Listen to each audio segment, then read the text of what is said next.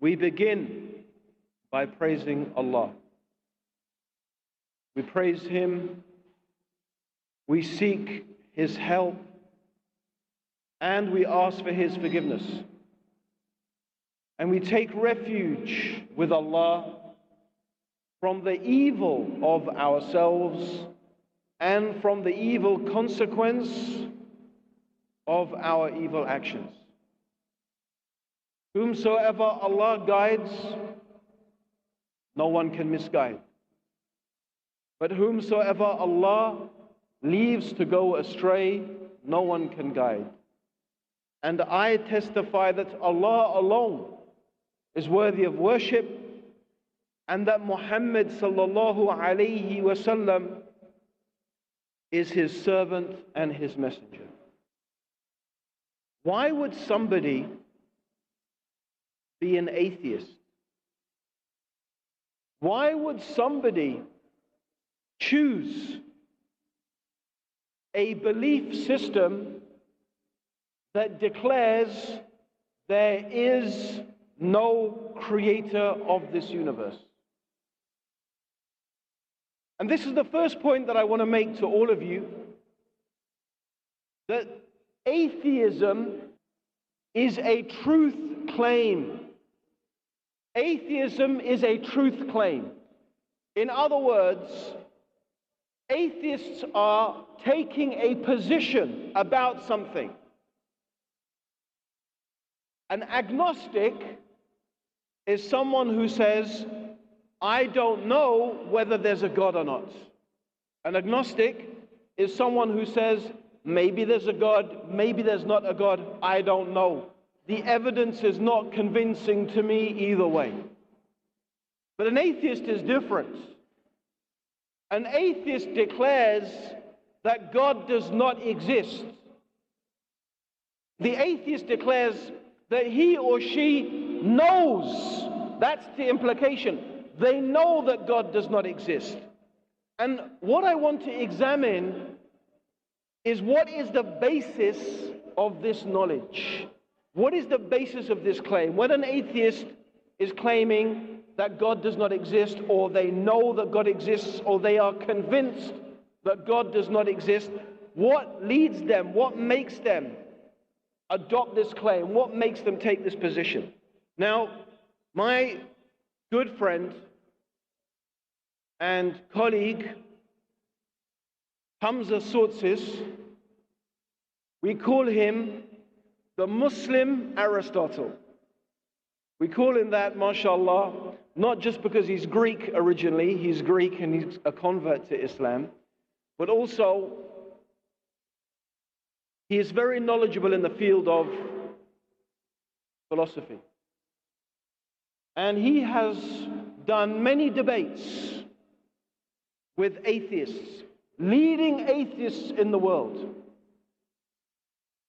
including, for example, Ed Buckner, who is the head of the Humanist and Atheist Society in the United States of America, Dan Barker, who is a former Christian evangelical, who's turned his evangelism now to atheism, and many others that Hamza has debated, both publicly, and you can see these debates if you want to go to our website, our iEra website. You can follow the links to those debates and watch them if this is a topic that interests you. What Hamza concluded, and it's similar to what I have concluded after many, many years of giving dawah, that most people who are atheists are not atheists because their belief is rational. No. And all you have to do, my dear brothers and sisters, is watch some of Hamza's debates with these leading atheists in the world. And believe me, you will be disappointed. You will be very disappointed. Not with Hamza, alhamdulillah, but you'll be disappointed because atheists have somehow managed to convince many people that atheism is a type of rational choice. It's the default position of the scientist and the academic and the intellectual. So a lot of people today imagine that most scientists are atheists. And this alone, just this, makes people sit up and take the claim of atheism seriously. Even myself, in my many years as a Muslim, my mashallah, probably now 25 years, alhamdulillah, as a Muslim. I've been a Muslim now longer than I was a non-Muslim. I have thought about this subject a lot. How can we prove the existence of Allah? Examining the arguments of the atheists. But as the title of today's talk suggests, I have concluded there is a type of deceit going on. That their claim to be rational and intellectual is by and large a false claim. I would conclude, and Hamza has concluded, that most atheists are atheists because of emotional reasons, not because of rational reasons. Their position is an emotional position, not a rational one. And I think that the two most obvious reasons for a person to be an atheist, and there are other reasons, but the two most apparent reasons for a person to be an atheist is, number one, the person feels that God has let them down. And this is what both me and my colleague Hamza, through experience, we have found, that a lot of people, and this is often people who are formerly religious, become atheist because they feel that God has let them down. I used to pray, they would say. I used to be religious. I used to believe in God. But then such and such thing happened to me in my life. Such and such difficulty came to me in my life. How could God do that to me? I used to pray, they would say. I used to be religious. I used to believe in God. But then such and such thing happened to me in my life. Such and such difficulty came to me in my life. How could God do that to me? How could God sit there and let me face this difficulty? He should have rescued me. He should have saved me. He should have taken me away from this. In other words, they experience some difficulty in their life, and they feel that, perhaps they feel they are so special that God should have looked after them.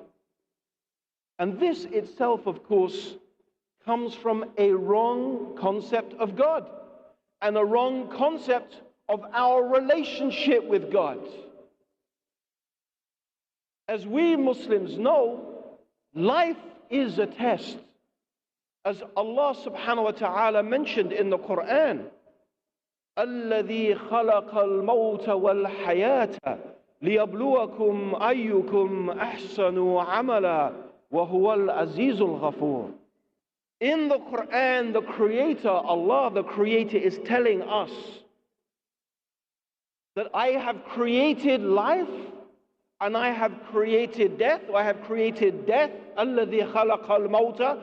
I have not created death and life except to test, except to see which of you is best in conduct. And He is Aziz, He is the mighty, and He is Ghafoor, He is the forgiving. So life is a test. The nature of the test is that there will be hardship and there will be ease. There will be difficulties, there will be hardships, there will be illnesses, there will be sicknesses. Indeed, in the Quran, Allah is telling us, do you think that I would leave you saying you believe without testing you as we tested those who came before you? So we will be tested. And the fact that we claim to be believers in God does not mean we will stop being tested. No. In fact, we know from the Prophet Muhammad sallallahu alaihi wasallam that Allah tests the ones He loves, and the ones He loves the most, He tests them the most. Because it is through this process of being tested that we as human beings become refined.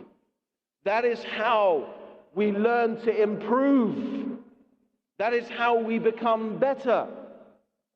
That is how our character and our personality and our disposition, if we are patient, if we see the test through, then we become better human beings.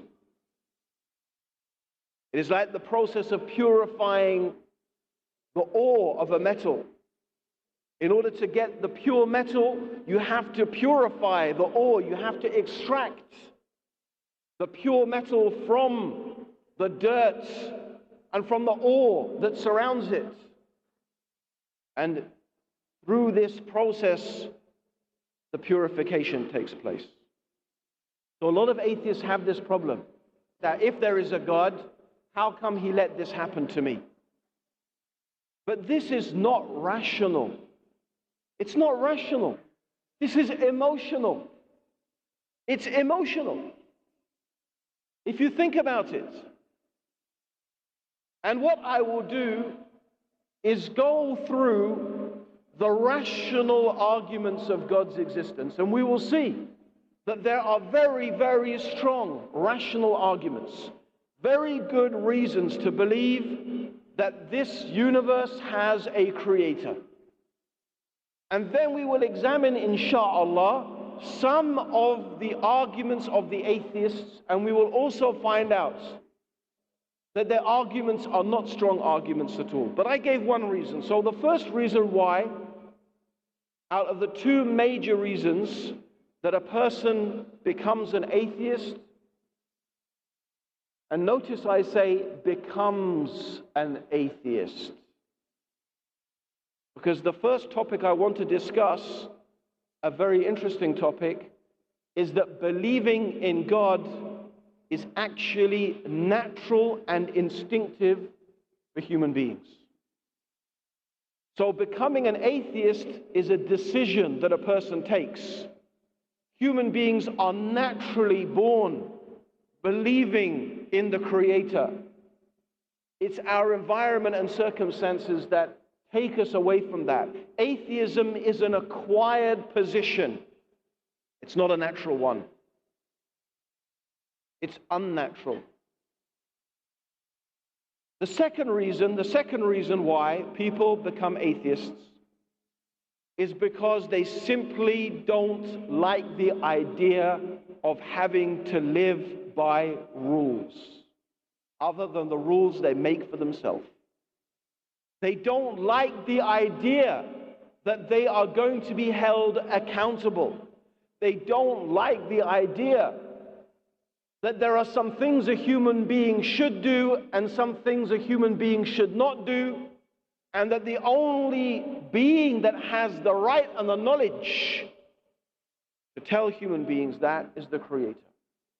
In other words, what attracts the atheist is what they imagine to be freedom. I say they imagine it to be freedom. And with this, there are many other reasons as well. There are some historical reasons, especially for scientists. The conflict between the Roman Catholic Church and science has, for many scientists, marred the position of religion vis-a-vis science. And you particularly think of the way that Galileo was treated. And for many scientists, this has meant that the church, which for them, the Catholic Church, represents religion, is against science. And that the church has not given scientists the freedom to explore and to develop different theories. And I think, by the way, brothers and sisters, as Muslims, that should be, as a side point, a cautionary tale for us. Because, of course, in our civilization, We have not had that conflict between science and religion. In our civilization, in fact, we find that science was promoted. Science was encouraged.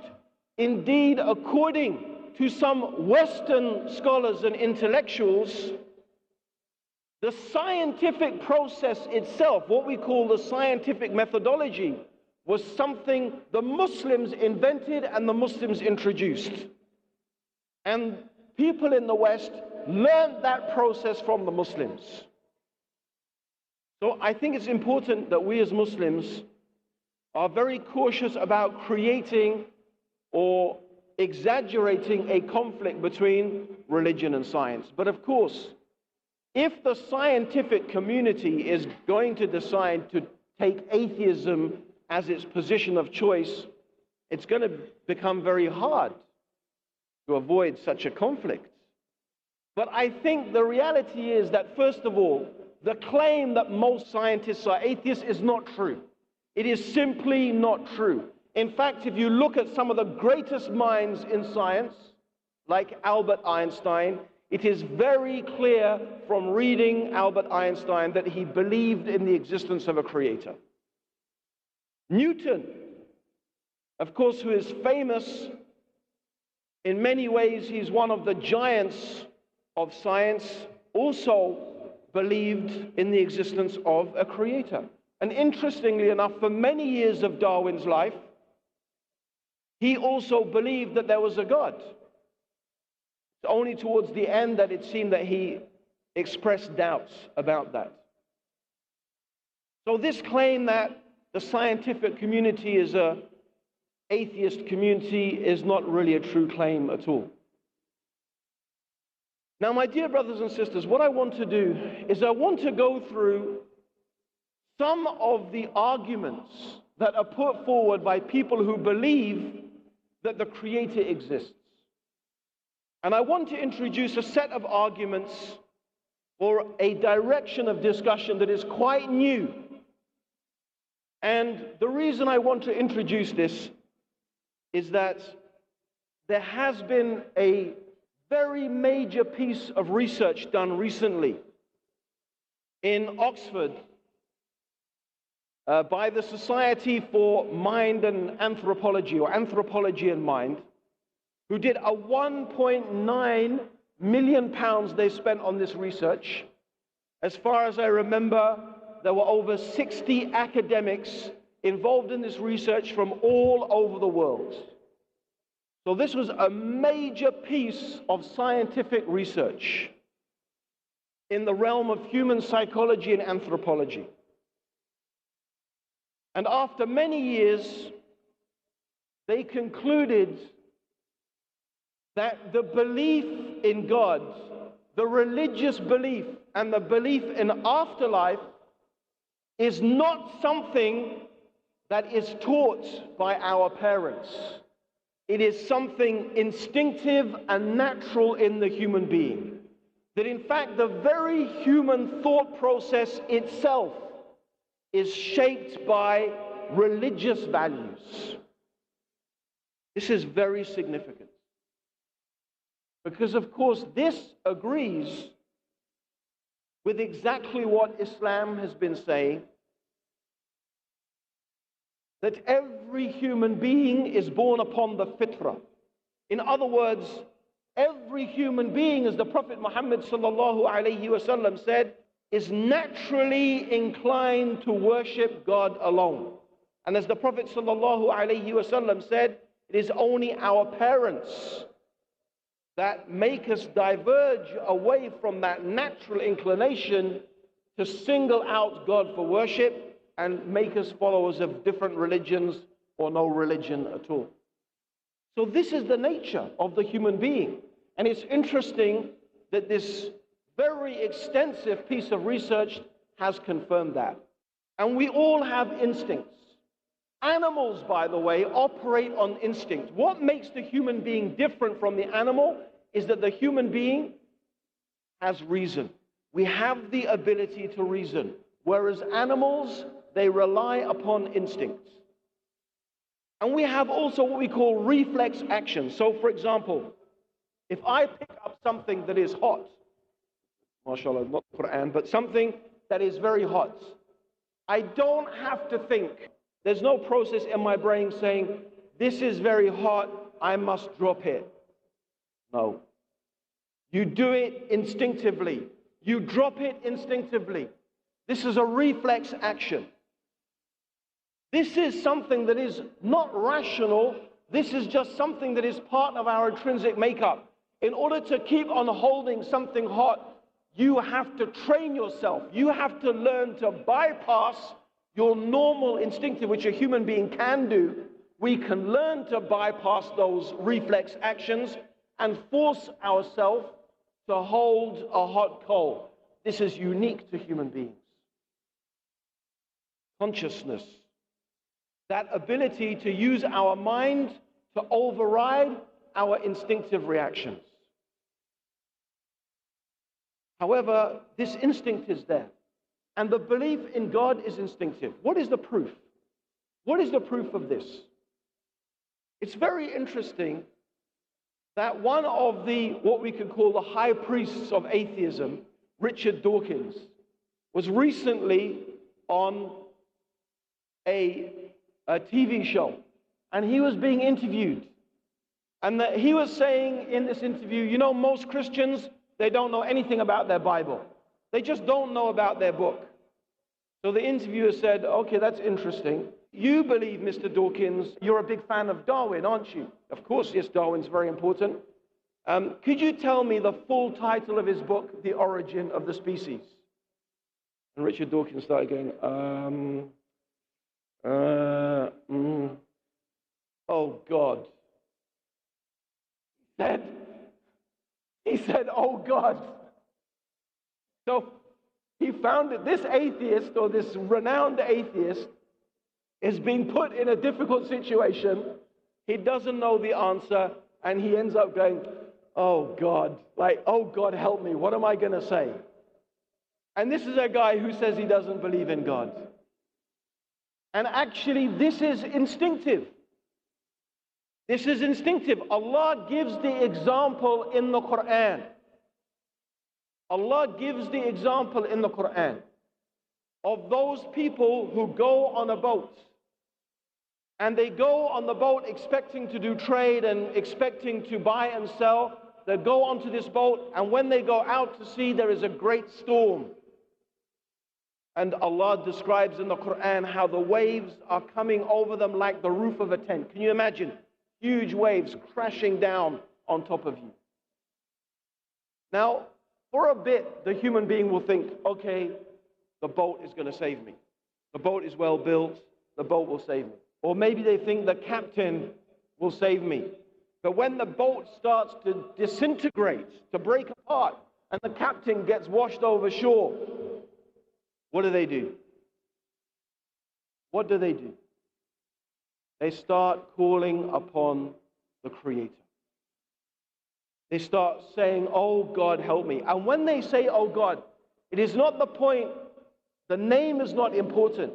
Whether they say God or Allah or Huda or whatever. No, the name is not important. It's the concept that is important. What are they calling to conceptually? Conceptually, in their minds, they are calling upon the being which they know instinctively has power over everything in the universe. That's the one that they are calling to.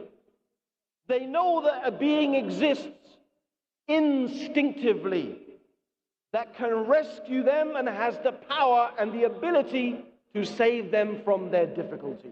This is the point. Not the name, but the point is the concept. And this is important. Because this being they are calling upon instinctively is not part of the universe. They are not calling upon something that is part of the universe. Nor is this being the universe collected together entirely. No. This is a being they know is distinct and separate from the universe, who has power over it. This, of course, is Allah. This, of course, is the Creator. So this instinctive knowledge, which is major scientific survey now, has found is an intrinsic part of our thought process as human beings. So this is very important, because actually we could almost finish there. We could say to any atheist, you know there's a God. You know it. It's in your nature. Every single one of you knows it. And actually this is the reality. Children are dying, women are dying, there are earthquakes, there is disease. Where is this God? How can he let it happen? However, we soon realize with a bit of thinking that this is not a rational argument. This is an emotional argument. It's based upon emotion. Because the reasons for believing that the universe has a creator are clear. We live in an organized, systemized universe where we see organization, where we see systems. It's rational to conclude that there is power and will and intelligence behind it. So the existence of suffering has got nothing to do with whether there is a creator or not. It's a different question. Actually, the question is, why does God let these things happen? It doesn't prove or it doesn't say anything about whether God exists or not, but it is a question of why. And the only way we can answer that question, why, is when God tells us. In fact, this very question itself leads the rational mind to conclude that we need revelation. We need God to tell us, why is our life the way it is? What is the purpose of our life? What is the reason of our existence? So it's very interesting that the very question of evil and suffering in the world is a question that should lead us to believe not only that there is a God, because the issue has got nothing to do with whether the Creator exists, but it's an issue to do with why. Oh God, why? Why do you let these things happen? The only way we can know is if God has revealed that guidance to us. That is a very, very powerful argument for the need for revelation, for the need for God to give this guidance to us. But anyway, inshallah, maybe we can cover some of the rest of the stuff in the question and answer session. Jazakallah khair. Assalamu alaikum wa rahmatullahi wa barakatuh.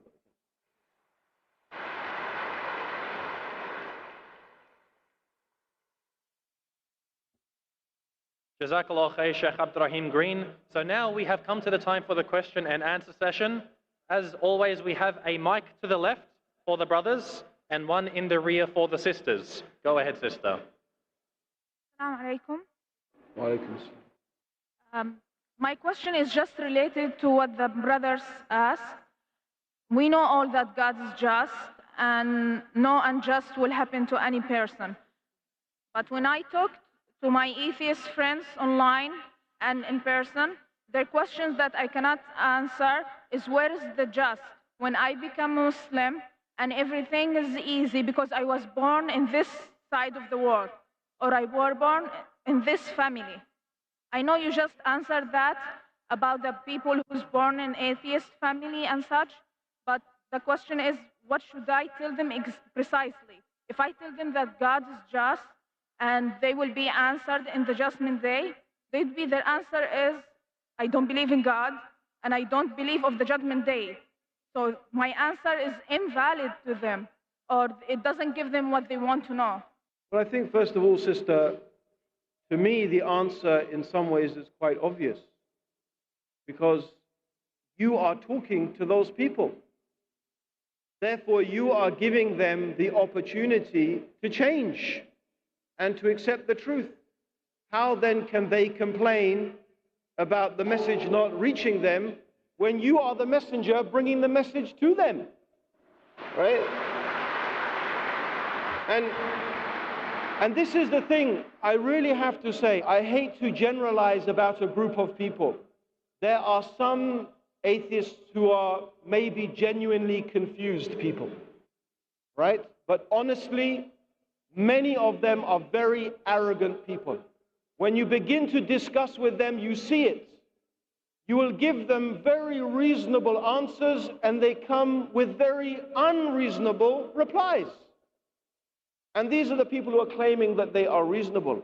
I would also recommend, highly recommend, you give to your atheist friends you're talking to online, just ask them to read this book, The Man in the Red Underpants. Ask them to read it and see if they can come to a response to what is in it. And you should read it yourself, inshallah. You will find it very, very helpful, because the beginning of the book is talking exactly about the issues to do with how do we know and how can we be convinced that God exists. The other point I want to point out, sister, is again the point of fitrah.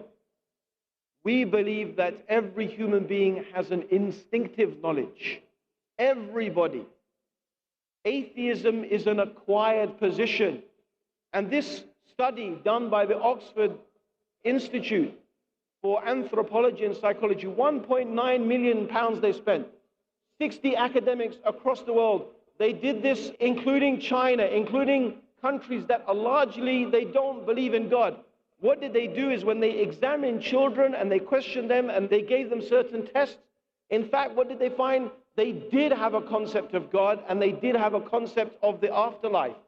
So even in these atheistic societies, children still had this basic natural concept. And this is some of the reasons why they concluded that the belief in God and the belief in religion and the belief in afterlife is actually a natural, instinctive belief in the human being, right? So you find, as I said, I think the main reasons why a person chooses to be an atheist is because something bad happened to them in their life and they think, how could God let this happen to me? Or they just don't want to live their life by some rules. That's it. They don't want rules in their life. They just want to be able to do whatever they want without feeling that there's some accountability. There may be other reasons, and some people are genuinely confused about, for example, the problem of evil.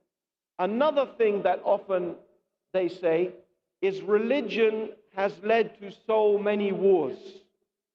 You see, religion has led to so many wars. How can religion be true when religion has led to so many wars and so many problems? Anyway, the point comes again. Is this a rational argument? Think about it. Is this a rational argument? No, not rational. Because you could still conclude, I'm not saying this is the case. I'm not saying this is the case. But rationally, you could say, well, maybe God likes wars. It doesn't prove there's not a God. It doesn't even prove whether a religion is true or not. What is the basis for them to say, because religion causes wars, it can't be true? What's the basis? It's not a rational basis. It's emotional. It's just an emotional appeal. It's not rational. And anyway, it's not true.